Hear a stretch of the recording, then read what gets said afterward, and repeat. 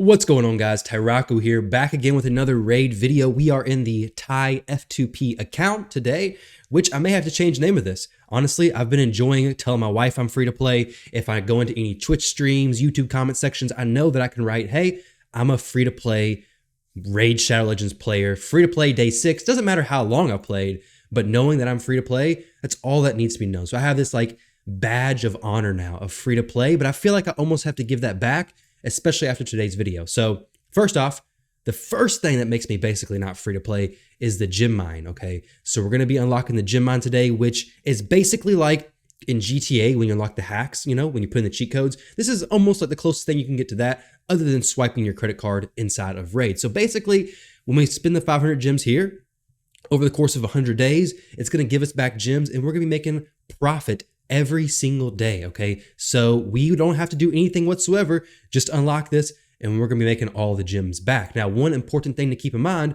is that there are 3 levels to this gem mine. Each one costs 500 gems to upgrade. So once you upgrade it, you do wanna continuously upgrade it as quickly as possible because each level more or less is gonna take the time to pay itself back. If you buy all 3 levels, it's gonna take a total of 100 days to pay itself back. And you're gonna be getting about 500 gems each month once it's fully upgraded. So yesterday I did a video talking about unlocking Elhane's masteries, which was, oh my gosh, an amazing investment. Look how far we went through the campaign. So I was stuck yesterday on, I believe, stage 9, somewhere around there. I forgot exactly where of hard campaign.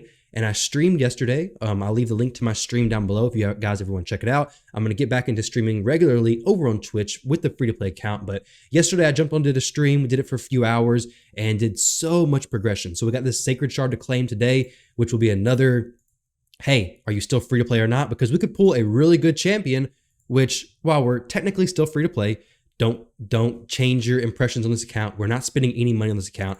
But sometimes when you pull those really good champions, people think, hey, not free to play. Let's go ahead and unlock this. 500 gems. First Champions Masteries are done. So we're good to go there. I definitely recommend doing your first Champions Masteries. And I think I'm going to go ahead and fully unlock the gem mine as soon as possible. There's kind of 2 paths I could take to this. I could either work on another Champions Masteries, unlock them, or continue working on the gem mine. I think I'm going to do the gem mine because Elhane, I'm going to focus on getting her to 6-star, level 60, her mastery. She's actually doing incredible. I'm going to go ahead and ascend her as well, but she's doing so good. I don't think I really need for another champion to be level 50, fully mastered. I think I'll probably get I need another 1,000 gems total. I think I'll probably get 1,000 gems before I get to the point where I need another champion's masteries complete. But I'll let you guys know, of course. I'll keep you all updated as we go along, making sure the video is recording because yesterday I did it and the video stopped midway through. But this is another thing. So talking about the free-to-play Apothecary. Apothecary is a crazy champion, especially to have pulled on a free-to-play account. And I'm looking forward to this Sacred Shard we pull because, to be honest, if we pull a really good legendary, it's probably just going to sit in the vault because I don't want to skew the progress of this account with a really good legendary. Honestly, if it's any legendary, I don't know. We'll have to see what we pull. But Apothecary is basically a legendary from a mystery shard. So I pulled like 3 10 pulls a few days ago. Apothecary popped out, which, as you know, if you've watched any raid videos really, you'll know Apothecary is like the most talked about rare. Absolutely amazing. A1 with a 3-hit, which is huge on things like Fire Knight. Just a great ability in general. Clan Boss, he's going to be amazing. A2, pretty big heal, and it can be a critical heal. So we're going to put some speed glove or some crit rate gloves on him from the speed set, ideally. Get his crit rate to 100%. We don't need crit damage on him, just 100% crit rate. And then his A3 places a 30% increased speed buff on all allies for 2 turns. Once he gets ascended, also fills a turn meter of all allies by 15%. Basically, we're going to throw him in the arena. I need to work on my arena team because we are in Silver 1 now. I need to work on this arena team. It's going to be War Maiden, Apothecary, Elhane, and Spirit Host. So this will be my arena team. I'm not worried about it yet, though. Just worry about progressing through the campaign, getting the Sacred Shard, which we are 5 minutes into the video. I don't want to keep you guys waiting too long for the shard opening. Let's go ahead and do it, okay? So we have the 2x event going on for Sacred Shards, 2x Sacred Shard, and we get Glacia. We have a chance to get her. Honestly, I don't know if I really want her. We'll go ahead and pull here because we have the boosted rates for Sacred Shards, but we also have a champion chase event going on. So we're getting some points from this. Doesn't seem to be a super competitive bracket. So hopefully, if we get a legendary, we can get some pretty good points there. Let's go ahead and see what it is. Let's see, baby. Free to play. Legendary, I'm sure. Oh, no. Okay.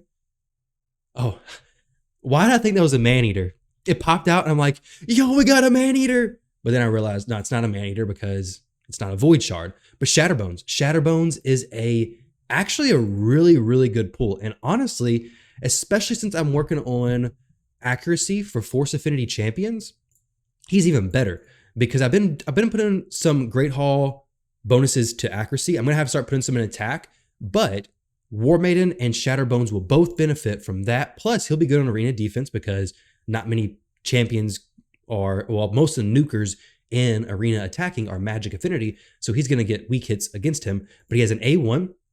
Places a 25% increased attack buff on all allies for 1 turn if this attack is critical, which is nice to have, not a huge deal. His A2 and A3 are so good for turn meter control. So his A2 attacks all enemies 3 times, 50% chance to decrease the turn meter by 30% on each hit. So once he gets fully booked, he's gonna have a 50, 60, 75% chance on each hit to decrease the turn meter by 30%, which essentially makes it a full turn meter depletion if all of them proc, right? If all of them hit correctly, 75% chance, so a decent chance, but not 100%. And his A3 places a 15% decreased speed debuff on all enemies for 2 turns, fills the turn meter of all allies by 25%. So he very well could fit in my arena team as well. So awesome, awesome pull. Increases ally accuracy in arena battles by 70. Not probably going to use that, kind of a dead aura for me right now. I mean, in the arena, we really want speed, but I'll definitely work on him. Definitely a champion I'll be building up. Not one that I'll probably be building up like the next champion to be built to level 60, but very soon. Very, very solid champion overall. I think I've done a showcase on him on my account not too long ago. Let's go in here to the tournaments one more time. I may pull a few Ancients because depending on where we're at with the awards, I may pull a few Ancients. Let's see. So I think not, actually. So 250 points for a epic. Kind of low chances to get it from an Ancient shard. But the thing I'm kind of debating on here is pulling during the 2x events is amazing to get you those epic champions, the legendary champions. But at an early account like this, if I pulled a legendary champion, especially one that required books, I have no legendary books.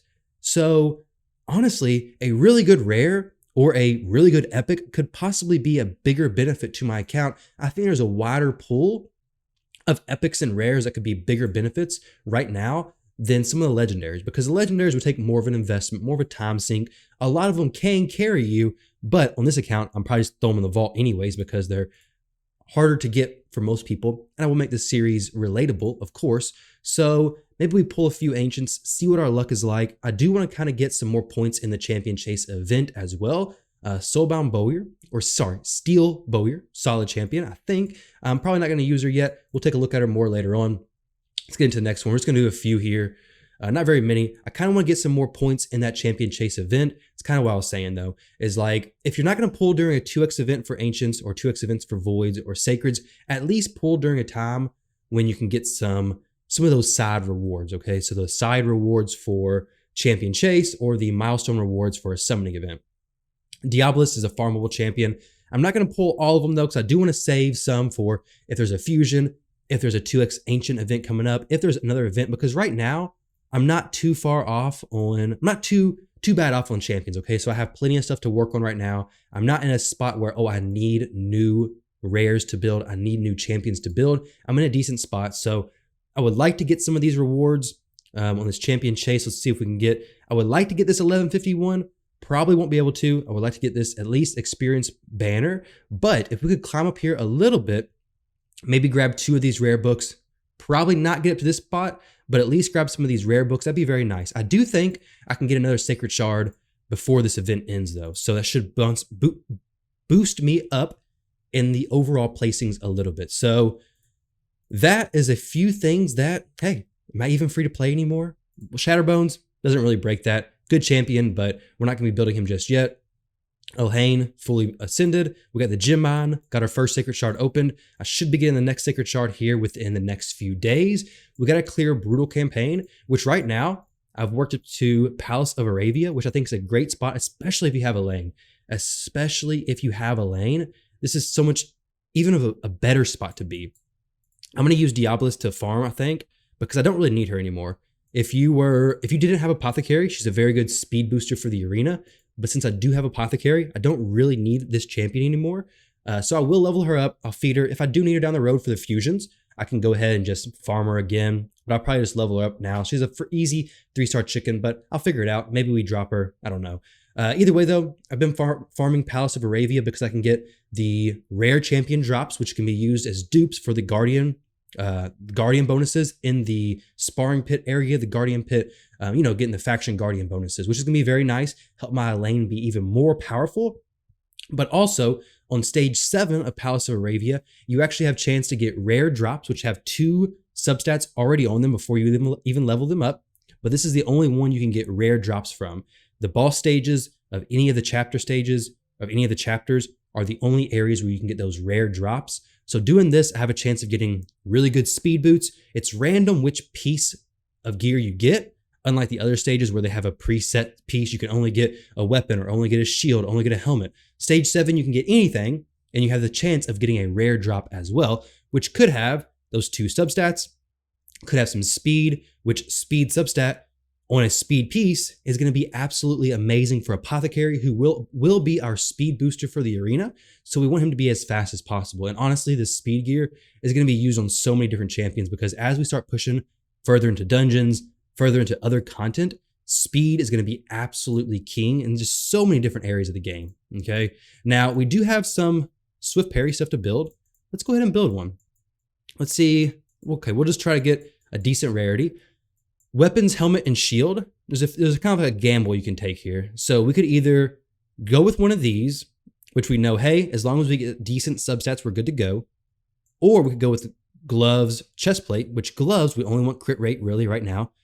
Crit damage would be later in the game. Honestly, let's just do a weapon because at this point I know, hey, if I get decent substats, I can probably use it because it's always going to have flat attack as the main stat. We got 6-star with resistance, accuracy, and HP. Maybe this could go on a champion like War Maiden with the accuracy. The 18% extra speed is going to be nice. The crit damage could be good on her as well. But this could be a War Maiden piece. Let's do 2 more. Let's see if we get maybe a weapon that's actually decent as well. So attack, flat attack. It has a speed. We're not going to use that though. Even on this early account, it's going to be just basically a trash piece. There's probably some champions you could possibly fit it on, but not quite yet. Speed, HP, defense, very solid. Honestly, this Swift Parry, being able to forge this is so nice. This early on in the game, I really like that they added that. Defense, attack, crit rate, nice. Okay, so we'll keep that. We'll do one last piece. We'll save this other stuff for another video down the road. Yo, dang. Okay, so 5-star speed main stat, speed boots, Swift Parry set. What? That's actually perfect. The only way that would have been better if it was 6-star, but we were forging only 4 and 5 stars. So we got the best piece we could have gotten from that. Wow. So if this hit like double accuracy or triple accuracy, we could be having a really good set for our War Maiden.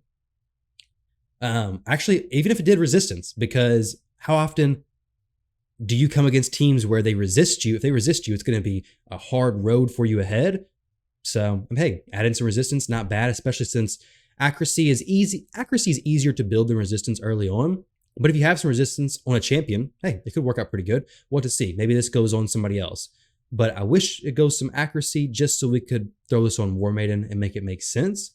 But we could just definitely throw some perception pieces on her as well. So we got an accuracy roll there. 5-star. It's very nice. Very, very nice piece of gear. But hey, guys, that's going to wrap it up for today's video. Going to keep it kind of short. But we unlocked the gem mine. Over the next few days, it's going to be raking in the profit. So once we get to 1,000 gems, I'll go ahead and do the next 2 upgrades. As soon as I get to 500 gems, I'm going to do the next upgrade. Missions, we got to get 2 champions to rank 5. I'll be working on probably getting Skullsworn to rank 5. He's going to be food for Elhain. We'll be working on the other people later on. I should have a 6-star Elhain by, what is today? Friday? I should have it by Tuesday, I'd say. By day 8 or, well, probably 9 or 10. Then or before we should have a 6-star Elhain. Maybe even earlier. We'll have to see. I'm going to do a lot of farming. Going to run down my energy. We have some energy here from the promo codes and everything. We have some energy from the tournaments, from the arena stuff, which I think is awesome as well. Pretty, honestly, I didn't even compete in CVC, and I still feel like I'm getting quite a bit of resources. We have 100 energy here. I feel like I'm getting quite a bit of resources even for not competing in CVC, which CVC would have given me even more resources. Dragon, I haven't really competed in. I just did the missions that I needed to do. I might do enough to get one of these rewards right here that may be worth it, but 650 for 30 gems, I think is just too much of a grind. I'm not quite at a high enough dragon stage to make that make sense. I think the energy is better spent in other places. We're currently stage 7. I haven't built a team for it. I could probably push to maybe stage 10, but Elhane's weak affinity, so maybe not. Stage 10 has 4 to 5 star drops, which may be okay, but honestly, I'm more focused on getting Elhane to 6 star. Once she gets to 6 star, it's going to be next level completely. We do get a chest to claim. Let's go ahead and get that, and then we'll wrap this video up. 2 novice chests. Wow, so lucky. Oh, wait, that's speed. Okay, speed on the cruel piece. Nice. And then 3 potions. Not very much there, guys, but either way, we're going to use our clan boss key. I'll catch you all in the next video. Thank you all very much for watching. If you haven't bought the gem mine already, if you plan to play raid for more than 100 days, definitely go ahead and buy it. It's so worth it. Very, very nice, because once it pays itself off, you're literally just raking in free gems every single day, 15 gems a day at level 3. So thank you all for watching. Hope you enjoyed the video, and I'll catch you in the next one.